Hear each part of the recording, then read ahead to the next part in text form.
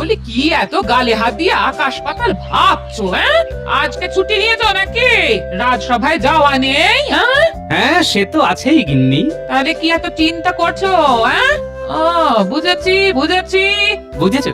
তা কি বুঝলে শুনি? তোমার মতো হাড় কেপন সামনে কি খরচা করবে সেই চিন্তাই করছো?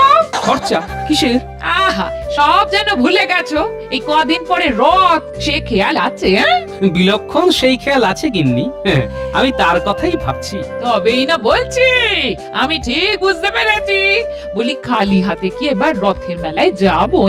তুমি আমাকে চুড়ি কিনে দেবে বলেছিলে, আর তাছাড়া নতুন শাড়িও চাই। হ্যাঁ, হবে গিন্নি, হবে হবে, সে চিন্তা নয়। তবে কিসের চিন্তা তোমার? গিন্নি গো, আমার যে বড় কান্না পাচ্ছে। তুমি চলে যাও সামনে থেকে, আমি আবার কেঁদেই ফেলবো। বলো যা। বলি বুড়ো বয়সে তোমার কি সে এত দুঃখ শুনি তুমি একেবারে কেঁদেই ফেলবে? বুড়ো বয়স নয় গো, এ আমার সেই ছোটবেলার গল্প, বুঝলে গিন্নি? গল্প? সত্যিকারের কাহিনী। কি বলো দেখি শুনি। আমার ছোটবেলায় প্রতি বছর রথের দিনে আমার মা বাবা খুব কষ্ট করে হলেও বাড়িতে গাওয়া ঘিয়ের জিলিপি